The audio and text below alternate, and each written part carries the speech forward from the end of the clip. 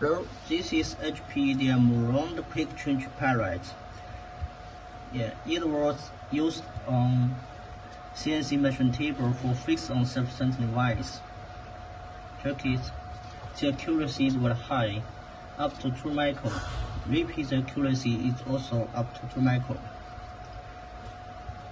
The diameter is 116 mm. Height is 27 mm.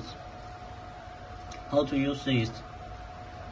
You just use the wrench, 8 mm, max torque up to 30 Newton. Yeah, like this. Use the hex wrench.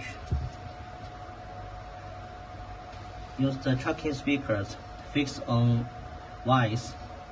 The speaker's diameter is 16 mm, and put on it.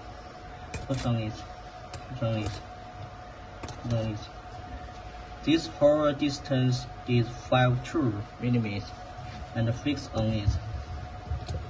Yeah, it's okay.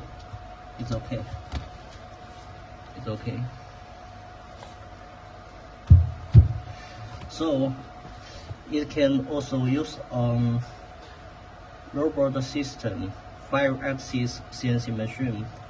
Warranty is 1 year. We can give you good price. Welcome to Incur. Thank you.